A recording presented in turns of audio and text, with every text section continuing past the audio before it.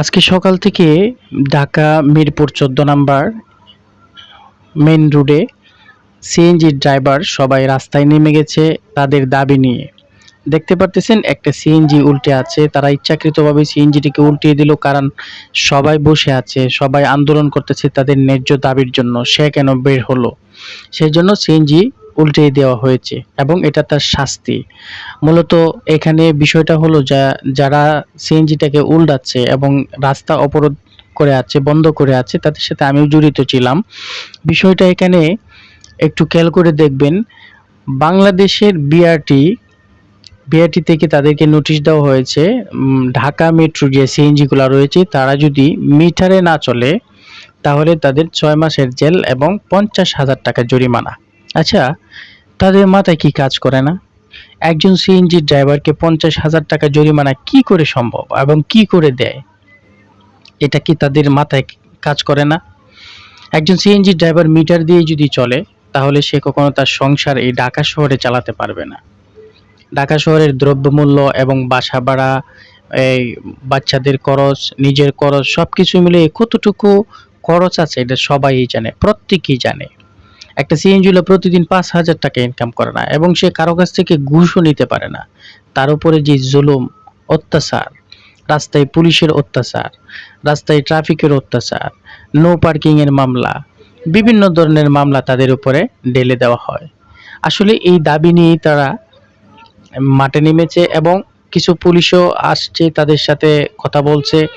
তারা বলতেছে যে রাস্তা অবরোধ করে লাভ নেই, তোমরা তোমাদের দাবি লিখিতভাবে দাও। কিন্তু তাদের তো আসলে নেতৃত্ব দেওয়ার লোক নেই।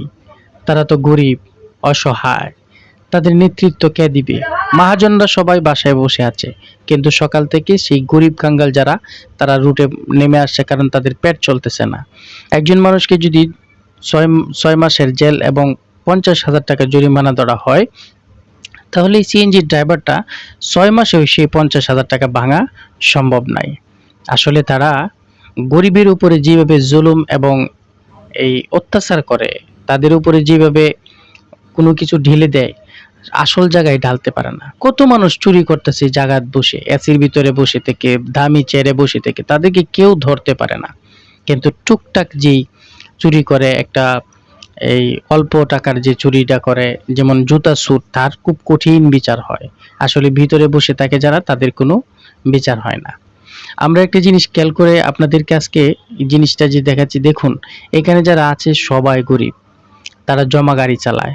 মাহাজনরা তাদের কাছ থেকে ১৫০০ টাকা জমা আদায় করে। কই, মাহাজনদের উপরে তো কোনো অ্যাকশন আসে নাই। আজকে এই ৫০,০০০ টাকা যদি মাহাজনদের উপরে আসতো, তাহলে মাহাজন সতর্ক হয়ে যেত, তাদের কাছ থেকে জমা কম নিত এবং বলতো যে তোমরা সুন্দর করে গাড়ি চালাও, আমরা তোমাদের কাছ থেকে জমা নিছি কম, তোমরা মিটারে চালাবে না। কিন্তু তারা মাহাজনদেরকে কিছু না বইলা শ্রমিকদের উপরে, ড্রাইভারদের উপরে তারা ঢেলে দিয়েছেন ৫০,০০০ টাকা। এটা কেমনে সম্ভব? আসলে বাংলাদেশের মানুষের বিবেক বুদ্ধি বলতে কিছু নেই। ওরা আসলে কিভাবে গরিব কাঙ্গালেরে পায়ের নিচে রাখবে সেটাই তাদের চিন্তা ভাবনা। দেখুন এখানে মানুষগুলা যারা করছে, এটা এখন যে দেখতেছেন আমাদের মিজান ভাই, কিশোরগঞ্জ বাড়ি, অনেক অনেক কষ্ট করে সে এখানে সংসার চালায়। তার ১ টাকা এই ক্যাশ নেই। সিএনজিওয়ালা যারা আছে তাদের ১ টাকাও ক্যাশ নেই। তারা প্রতিদিন ১,০০০ টাকা যা ইনকাম করে, বাচ্চা-কাচ্চা, বউ-বাচ্চার পিছনে সব শেষ। সবকিছু মিলিয়ে তারা খুব কষ্টে আছে। এখন এই নিয়ে তাদের দাবি, ন্যায্য দাবি আদায় করার জন্য তারা মাঠে নেমেছে এবং বিআরটির দিকে যাবে, দেখবে তাদের কি হয় এবং তাদের সলিউশনটা কি দেয়।